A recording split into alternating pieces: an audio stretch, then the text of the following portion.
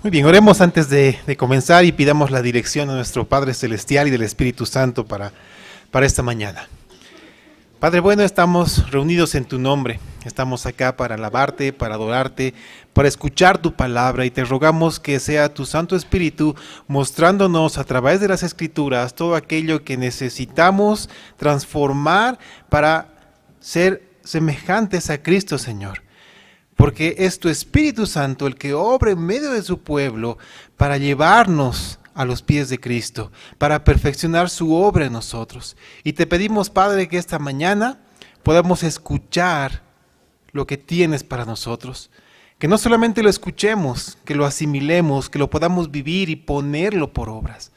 Señor, te rogamos que tu palabra entre hasta lo más profundo de nuestro corazón, que derribe murallas, Señor, que rompa cualquier cosa que pueda atarnos y pueda estar llevándonos al camino que tú nos has dispuesto para nosotros.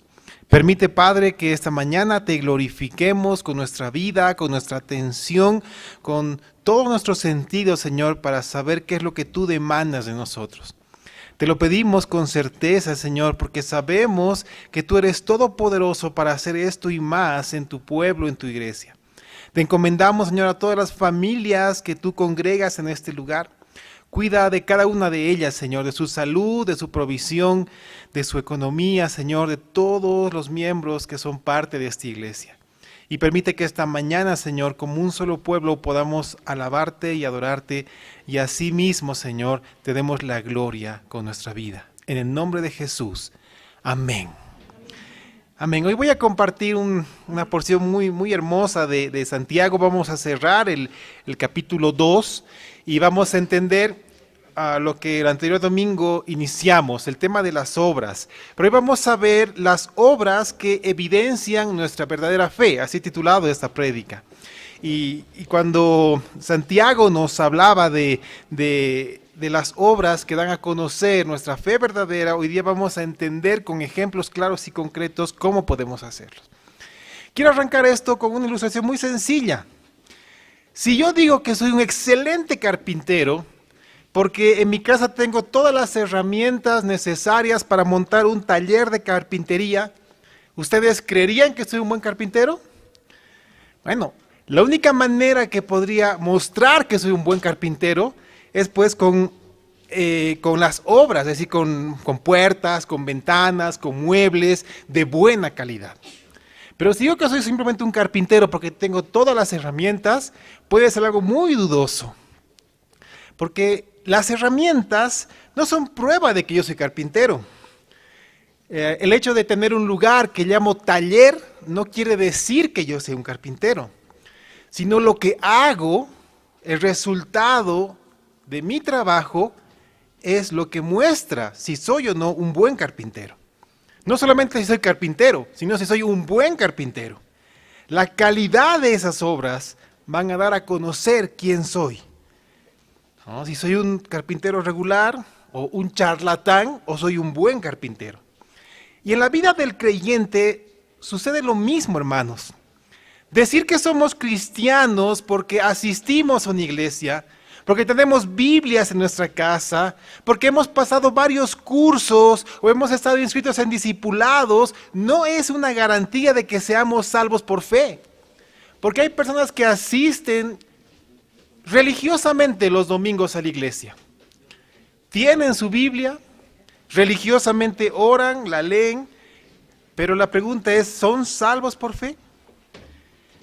Y las obras que realizamos y la calidad de las obras que realizamos son las que al final van a mostrar si nuestra fe es verdadera o son simples palabras. Abran sus Biblias en Santiago capítulo 2. Y vamos a complementar lo que leíamos versículos antes. Vamos a leer los versículos 20 al 26. Santiago 2, 20 al 26. La palabra del Señor nos dice: Mas, ¿quieres saber, hombre vano, que la fe sin obras es muerta? ¿No fue justificado por las obras Abraham, nuestro padre, cuando ofreció a su hijo Isaac sobre el altar? ¿No ves que la fe actuó juntamente con sus obras y que la fe se perfeccionó por las obras? Y se cumplió la escritura que dice, Abraham creyó a Dios y le fue contado por justicia y fue llamado amigo de Dios. Vosotros veis, pues, que el hombre es justificado por las obras y no solamente por la fe. Asimismo también Rahab la ramera no fue justificada por obras cuando recibió a los mensajeros y los envió por otro camino. Porque como el cuerpo sin espíritu está muerto, así también la fe sin obras está muerta. Hace varios siglos atrás, Martín Lutero declaró a la epístola de Santiago la epístola de paja. Y desde la perspectiva de Lutero, no debería ser una carta que esté dentro del canon de la Biblia. Y es justamente por estos versículos, por los versículos que también leímos el anterior domingo. Pero también les había comentado que muchas veces el texto original tiene un énfasis específico en la manera en la cual nos comunica lo que Dios tiene para nosotros. Y hemos visto de manera clara, hemos entendido que la salvación, hermanos míos, es por fe en Cristo Jesús, porque la única obra perfecta que podía ser realizada la hizo el Señor Jesucristo en la cruz del Calvario, entregando su sangre y su vida por nosotros. Y esa obra fue perfeccionada al tercer día cuando Él resucitó. Y nosotros somos salvos por fe en Cristo Jesús. Y es el Espíritu Santo que nos sella y es el Espíritu Santo el que produce en nosotros el fruto del Espíritu, su fruto. Para que las obras que Dios hizo y de antemano las hizo para nosotros, podamos andar en estas obras. Lo hemos visto con claridad.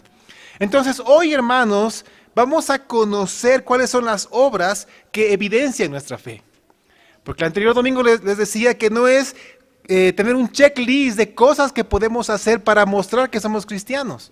No es una lista de cosas que vamos a hacer. Vamos a entender cuáles son las obras que dan a conocer, que evidencian cuál es nuestra fe y una fe verdadera, que somos salvos, que somos hijos de Dios, que somos creyentes, cristianos. Y Santiago arranca este pasaje, esta parte con el recordatorio. Y le está hablando a un hombre vano. Por eso le dice, ¿más quieres saber, hombre vano? Y está hablando de un hombre vano, es decir, un hombre vacío, una persona vacía e ineficaz. Y no solamente vacía e ineficaz, es ineficaz para Dios.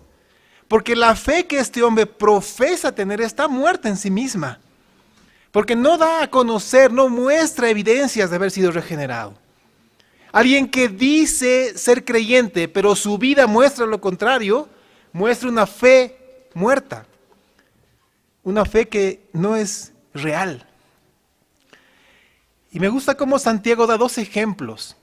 Y estos dos ejemplos nos ayudan a clarificar cuáles son las obras que le agradan a Dios. Y el ejemplo de Abraham es el primero que él toca. Y lo hemos leído de manera clara. Y cuando leemos, sobre todo cómo arranca con el versículo 21, ahí es donde viene la confusión a muchas personas. Porque dice, ¿no fue justificado por las obras Abraham nuestro padre? Alguien que lee esto sin el contexto y sin los versículos anteriores que hemos dado a conocer, diría, pero aquí está claro, uno es salvo por obras. Cuando obra es justificado, pero Santiago no está hablando eso. No podemos aislar este versículo de lo que vimos antes y de lo que vamos a ver también ahora. Así que, hermanos, nuevamente debemos prestar muchísima atención al uso de las palabras que Santiago nos pone, para no caer en una lectura que está fuera de su contexto.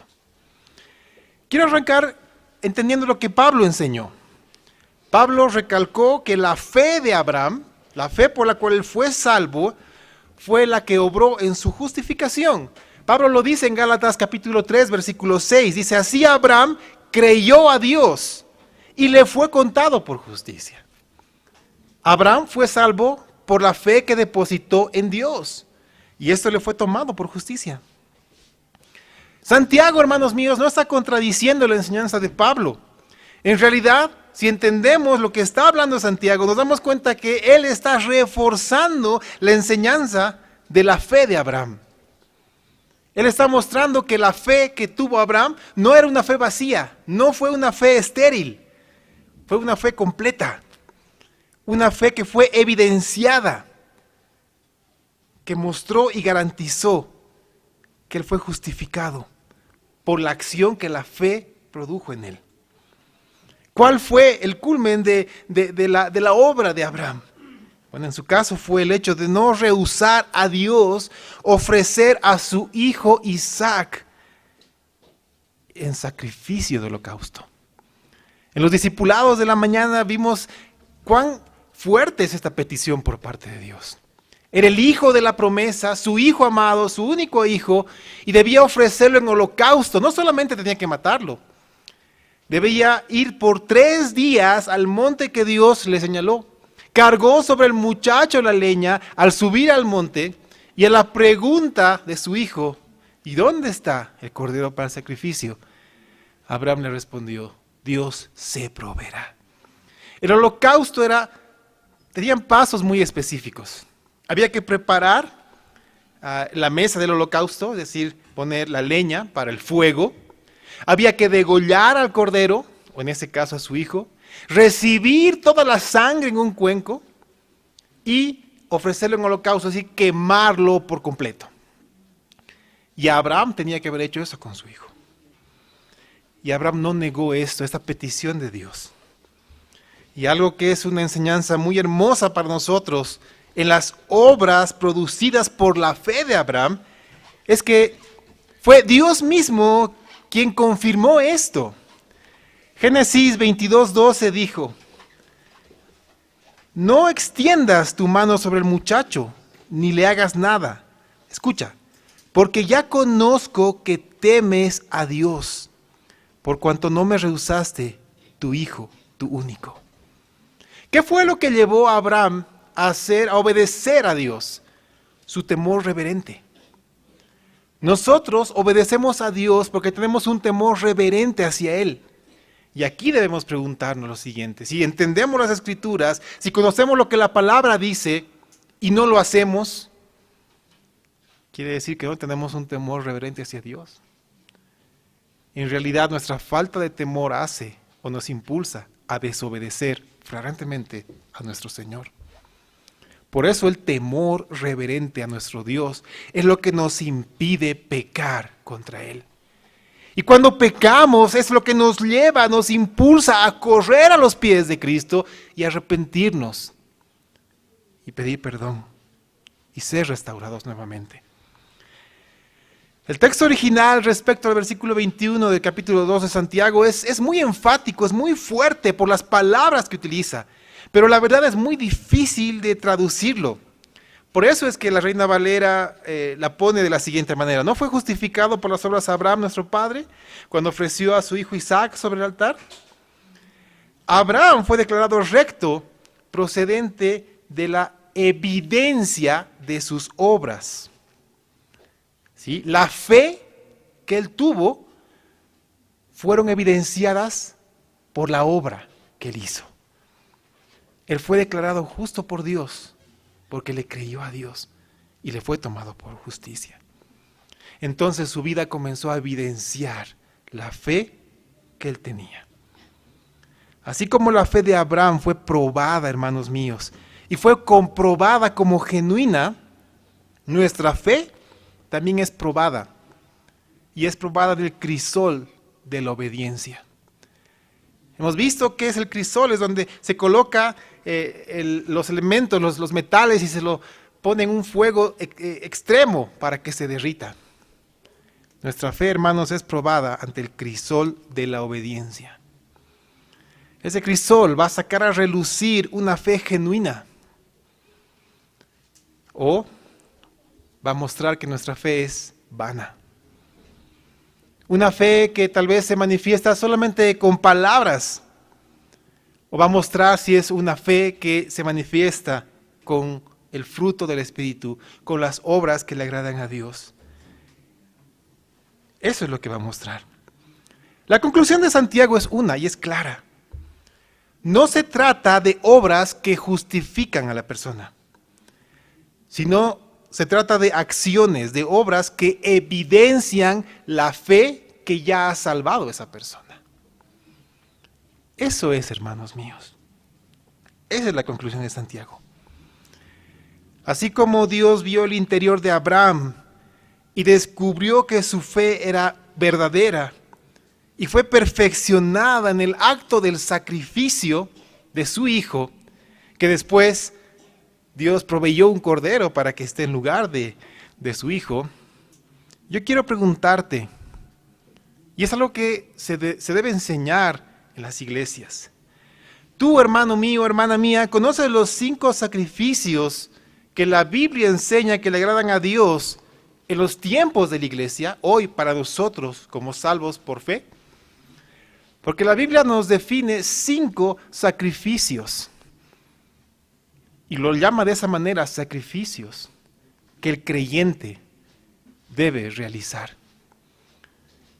Y si te sorprende esto, yo quedo más sorprendido porque hablé de esto el año pasado. Y lo hablamos a través de la primera carta de Pedro. Bueno, de todas maneras les refresco la memoria. Si vamos a conocer cuáles son estos 5 sacrificios que Dios demanda para nuestra vida.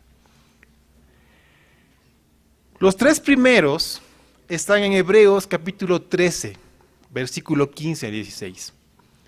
Hebreos 13, 15 a 16. Atento a los 3 primeros sacrificios que Dios demanda de nosotros.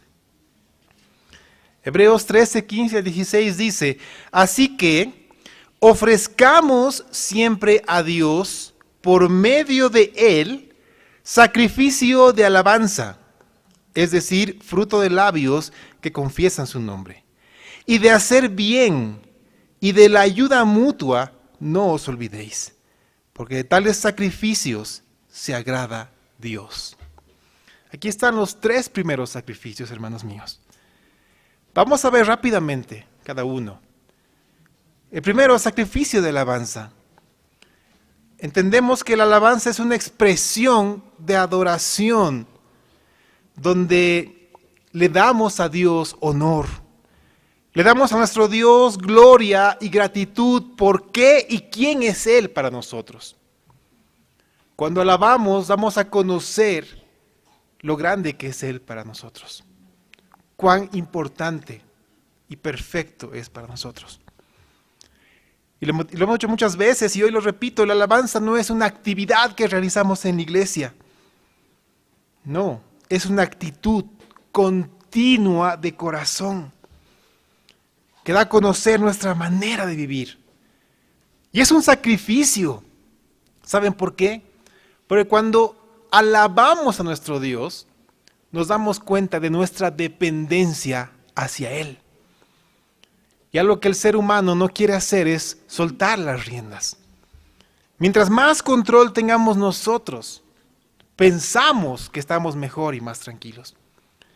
Pero en realidad, hermanos, mientras más control tiene Dios en nuestra vida, es cuando en verdad estamos mejor.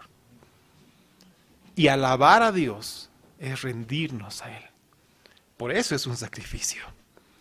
El segundo que habla Hebreos es el sacrificio de hacer el bien. Y este sacrificio no es uno pasivo. Es decir, no solamente se limita a no hacer mal a las personas. Es un sacrificio activo. Es decir, que tenemos, por amor a Dios, que hacer bien a los demás. Yo creo que Jesús resumió esto de la mejor manera en Mateo 7:12. Mateo 7:12 nos dice, así que todas las cosas que queráis que los hombres hagan con vosotros, así también haced vosotros con ellos, porque esto es la ley y los profetas. ¿Te das cuenta por qué es un sacrificio? Porque es algo constante en nuestra vida. Debemos pensar constantemente, ¿cómo voy a hacer el bien a los demás hoy? No solamente en, no quiero hacer mal a nadie, sino cómo voy a hacer bien a los demás. Por eso es un sacrificio también. El tercero es el sacrificio de ayuda mutua, que es muy diferente al otro. Porque ese está referido a la comunión mediante la ayuda a quienes están en necesidad, para poder sustentarlos de acuerdo a nuestras posibilidades, ya sea de manera personal o de manera colectiva como iglesia. Por eso es que tenemos días como el de hoy, de primicias, de poder traer algo que tengamos en nuestro hogar para sustentar a otras personas, para poder enviar a gente que esté en necesidad, para poder sustentar a ministerios que alimentan a otras personas. Porque esas son acciones que mueven al creyente en dirección a la necesidad del prójimo. Y esto se multiplica con quien es generoso con el prójimo. Entonces es también un sacrificio, porque a veces nuestra humanidad nos lleva a decir, y mejor esto se queda en mi casa porque no sabemos cómo está la situación del país y puede empeorar, así que creo que está mejor en mi casa por si acaso para nosotros. Pero si confiamos plenamente en el Señor, hoy hay gente que necesita y está en necesidad y tiene hambre. Y si el Señor nos ha provisto para sustentarlos, que así sea. El Señor cuida de su pueblo. No dudemos nunca de eso.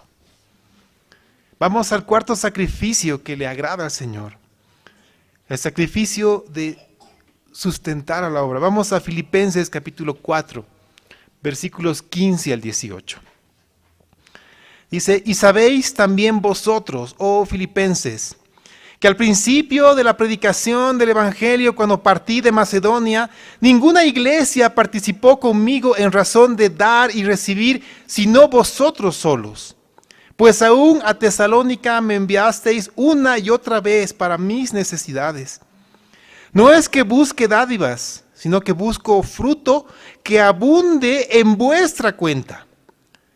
Pero todo lo que he recibido y tengo abundancia, estoy lleno, habiendo recibido de Epafrodito lo que enviasteis. Escucha, olor fragante, sacrificio acepto, agradable a Dios. Está hablando de la ofrenda para sustentar la obra de Dios.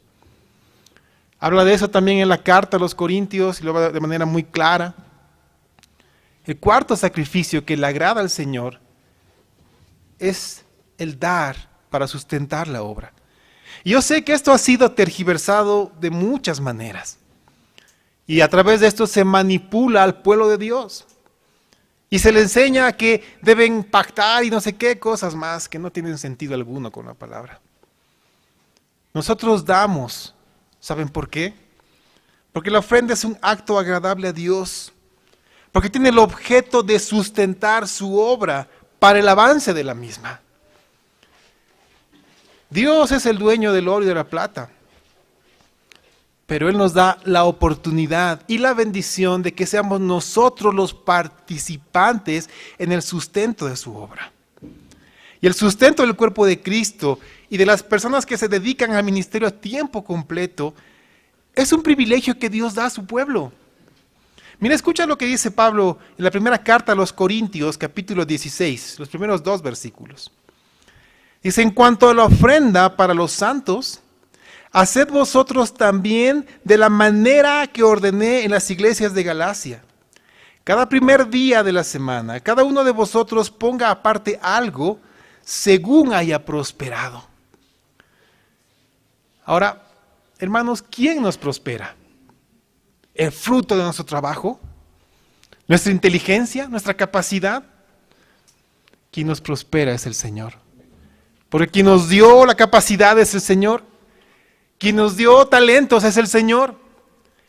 Quien nos dio inteligencia es el Señor. Quien nos sustenta es el Señor. Él nos prospera. Y nos da la oportunidad de poder sustentar la obra que Él ha separado. Y me gusta mucho cómo en la segunda carta a los Corintios, capítulo 9, versículo 7, complementa aún más esto. Y dice, cada uno dé como propuso en su corazón, no con tristeza ni por necesidad, porque Dios ama al dador alegre. Entonces tenemos el privilegio de sustentar la obra del Señor. ¿Y es un sacrificio? Claro que sí. Porque muchos dicen, es que, sabes, justo este mes tengo que comprar un repuesto para mi auto. Así que, este mes no, por favor. Hermanos, tranquilos. El Señor conoce nuestras necesidades y también conoce las necesidades de su iglesia. Y Él nos da el privilegio de sustentar su obra. Participemos de este sacrificio agradable en olor grato y fragante a nuestro Señor. El quinto sacrificio, a mí me encanta este. Y creo que es uno en el cual voy a hacer énfasis hoy. Romanos capítulo 12, versículo 1. Dice, así que hermanos, os ruego por las misericordias de Dios, que presentéis vuestros cuerpos en sacrificio vivo, santo, agradable a Dios, que es vuestro culto racional. Es el sacrificio de entrega personal a Dios. Y este sacrificio tiene una motivación. La motivación para realizar este sacrificio son las misericordias de Dios, que son las acciones que Él ha realizado para nuestra salvación. Por su misericordia nos entregamos en sacrificio a Él. Ahora, este sacrificio no solamente se refiere al cuerpo físico, sino a todo nuestro ser. Y les doy un ejemplo muy sencillo.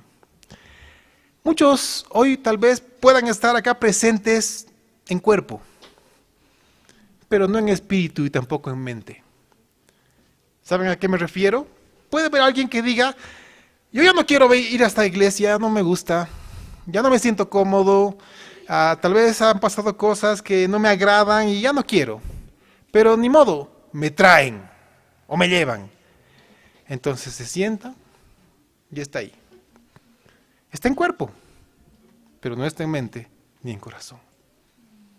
Y está pensando, he visto que han abierto un nuevo restaurante, voy a pedir que me lleven a ese lugar, hoy me ha antojado tal cosa, y su mente está divagando. Ni siquiera está escuchando lo que se está predicando, lo que Dios le está hablando, lo que su corazón necesita. Y está ahí. Y muchas veces hemos entendido que el Señor no quiere que estemos cómodos en la iglesia. El Señor nos incomoda. ¿Saben por qué? Porque el pecado incomoda. Y la palabra, hermanos míos, nos confronta con nuestro pecado y nos hace sentir incómodos porque muestra que hay cosas que no le agradan al Señor y eso debe ser quitado de nuestra vida. Entonces, hermanos míos, si el Señor nos está lijando en el lugar donde nos ha plantado, dale gracias al Señor porque está obrando en ti. Y es un sacrificio, claro que sí. ¿A quién le gusta estar donde lo están lijando? ¿A quién le gusta estar donde es confrontado? ¿A quién le gusta estar donde le dicen tu pecado te aleja del Señor? Arrepiéntete. Por eso debemos entregarnos como sacrificio vivo. Es nuestro ser entero. Y aquí les doy el porqué. Primero a los Corintios 6:20. Porque habéis sido comprados por precio. ¿Qué precio ha puesto el Señor por nosotros? Su vida, su sangre. Porque habéis sido comprados por precio. Glorificad pues a Dios en vuestro cuerpo y en vuestro espíritu, los cuales son de Dios. Entonces yo te pregunto, si el Señor ha puesto precio por tu vida, ¿a quién le perteneces? La cosa está clara. Y aquí hay una hermosa noticia. Si se dan cuenta, en realidad lo que hacemos es darle a Dios lo que ya le corresponde. Si nos damos en sacrificio vivo a nuestro Dios, le estamos dando lo que ya le corresponde. Por eso es un sacrificio vivo, o literalmente una ofrenda viviente, porque es parte de la demanda que el Señor exige para nosotros. Una renuncia por completo a nuestra propia vida para glorificar a Dios. ¿Recuerdan los 5 sacrificios? Sacrificio de alabanza, sacrificio de hacer el bien, sacrificio de ayuda mutua, sacrificio de dádiva, de ofrenda para sustentar la obra y el sacrificio de entrega personal. Ese es el hermoso ejemplo del sacrificio de Abraham que Santiago toma para nosotros. Y después entra de lleno al segundo ejemplo, el ejemplo de Rahab. Conocemos la historia, el ejemplo de Rahab, la ramera que estaba en Jericó y fueron los espías y justo tocaron a su puerta y ella los escondió y mandó a los espías, a los del pueblo que buscaban a los espías por otro lugar y los descolgó por su ventana y al final ella sola quedó con su familia viva y todos los demás murieron. Por eso Santiago dice, versículo 24-25, capítulo 2, vosotros veis pues que el hombre es justificado por las obras y no solamente por la fe. Asimismo también Rahab la ramera no fue justificada por obras cuando recibió a los mensajeros y los envió por otro camino. Otra vez nos encontramos con una porción difícil de traducir. Y nuevamente les digo, si lo tomamos fuera de contexto, el que ya conocemos, nos equivocamos. Nuevamente, para que quede claro, las obras no justifican. Es la fe en Cristo Jesús, el elemento que permite que seamos justificados por Dios. Romanos 5:1 dice de manera clara. Pero la fe, hermanos míos, que no produce obras, es una fe vana, una fe vacía, muerta en sí misma. Por lo tanto, hermanos, las obras no justifican. Y no justifican en el sentido de evidenciar la realidad de nuestra fe. Rahab, hermanos, fue una mujer que creyó en Dios y que le creyó a Dios. Y su profesión de fe le permitió recibir la salvación. Porque ella tuvo claro quién y qué era Dios. Y fue una fe genuina la que la llevó a evidenciar, a mostrar mediante sus acciones una identificación con Dios. Porque eso es el punto clave de Rahab. Rahab se identificó con el Dios de Israel, no con los dioses de Jericó. Se identificó con el Dios de Israel. Y aquí está el segundo punto de esta mañana. ¿Sabes cuáles son las obras que evidencian nuestra identificación con Cristo? Si tú estás identificado con Cristo, hay obras que evidencian esto. Porque cuando somos salvos por fe y estamos plenamente identificados con Cristo Jesús como nuestro Señor, como nuestro Salvador, somos dotados de 3 elementos que muestran, que evidencian que estamos identificados con Él. He aquí los 3, escucha. El primero, la mente de Cristo. Un creyente tiene la mente de Cristo. Primero a los Corintios, capítulo 2, versículo 16, dice de manera clara, mas nosotros tenemos la mente de Cristo. ¿Sabes la importancia de esto?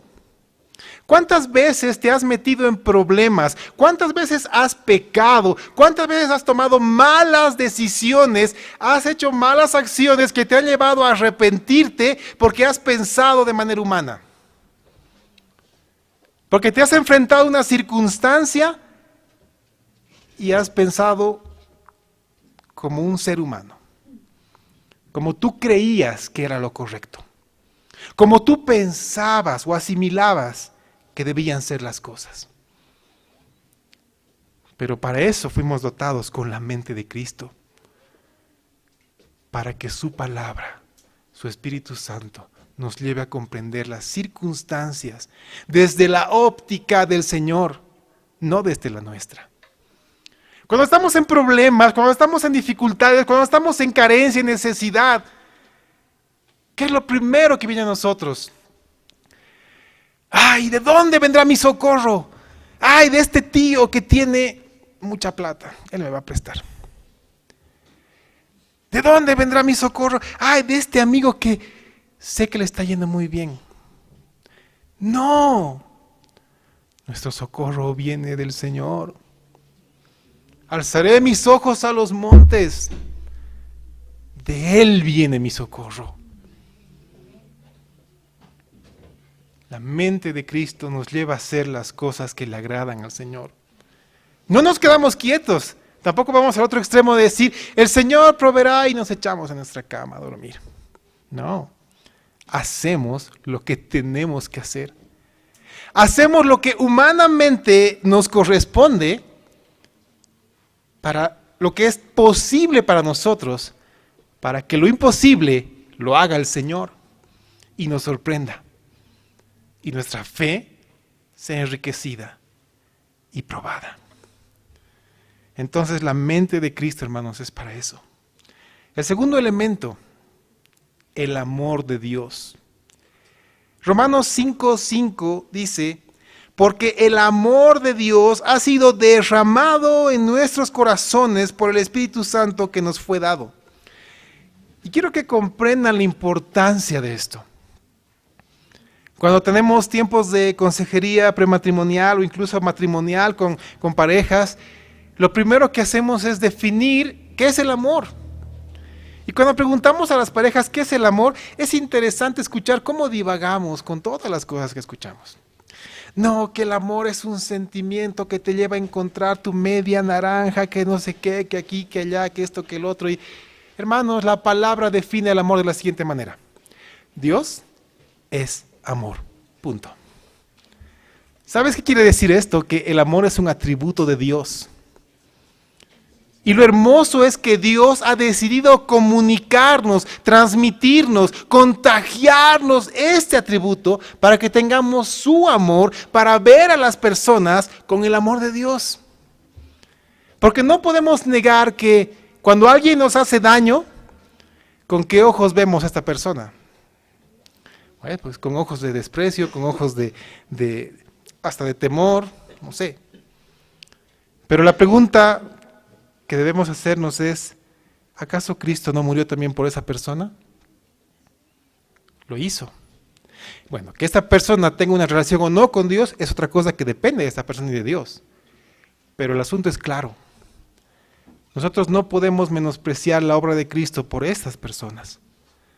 Y Dios nos dijo que amemos, incluso a nuestros enemigos. ¡Wow! ¿Quién tiene amor por sus enemigos? Solamente Cristo lo tuvo, cuando rogó por quienes lo estaban clavando en esa cruz. Por eso es que Él nos dio su amor, porque el amor humano es incompatible con todo esto. Si no es con el amor de Dios, jamás podremos amar a las personas como Cristo lo hizo. Por eso nos dio su amor, el segundo elemento. El tercero, el poder del Espíritu Santo. Romanos 8:9 dice, mas vosotros no vivís según la carne, sino según el Espíritu.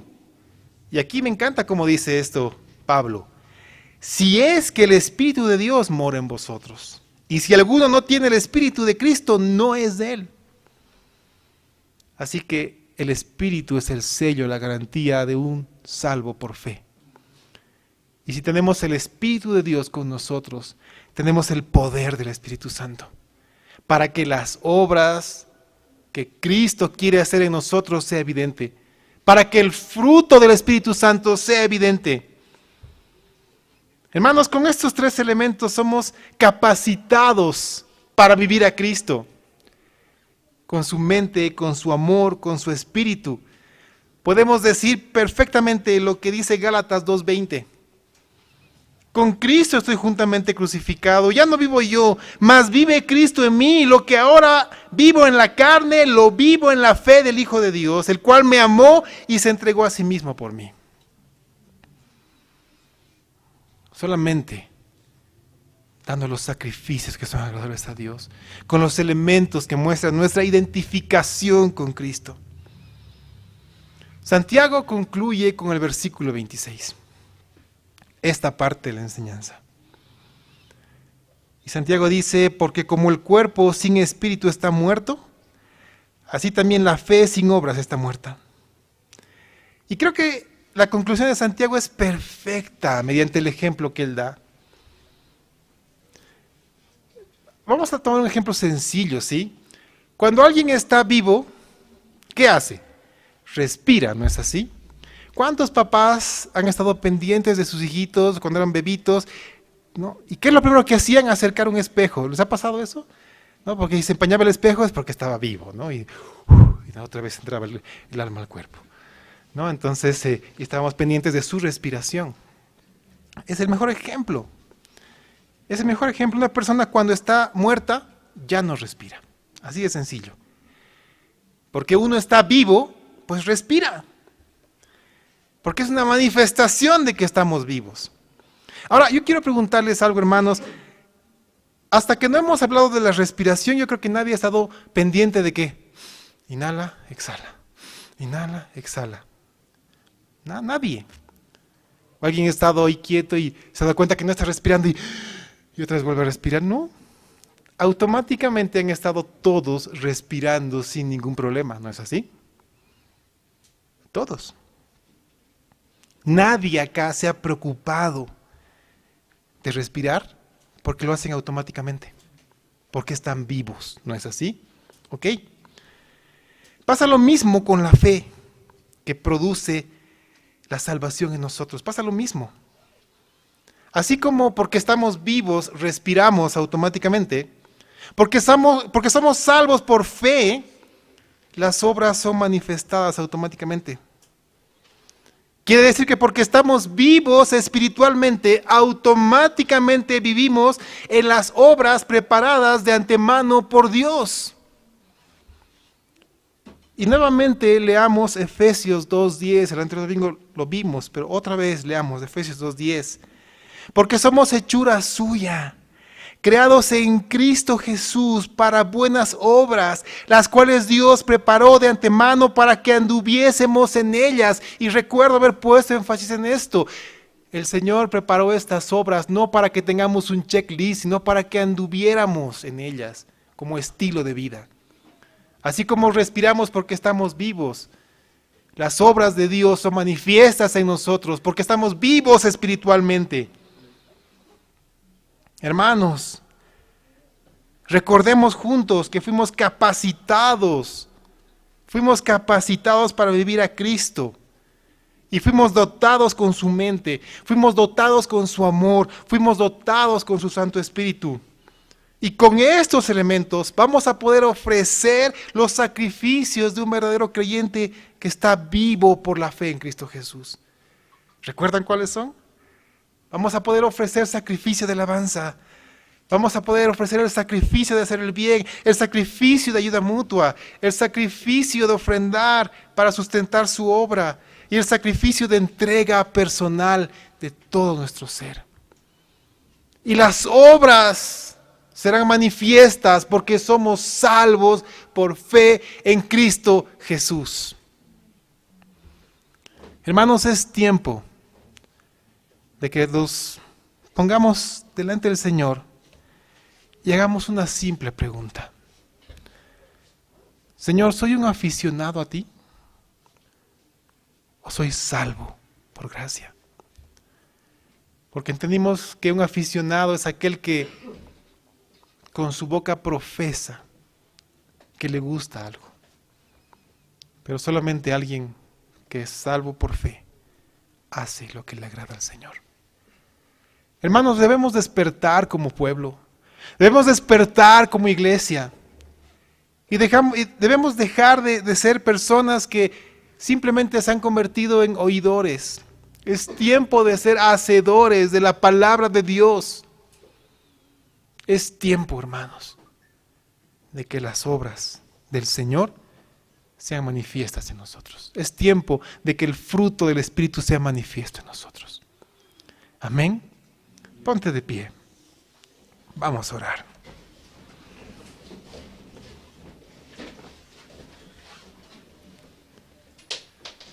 Padre bueno, aquí estamos, Señor.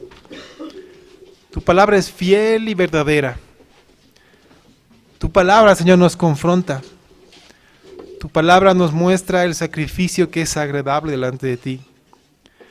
Oh, Señor, estamos más que agradecidos por entender que nos has dotado con tu mente, tu amor, tu espíritu, para poder ofrecer sacrificio grato, fragante delante de ti, Señor.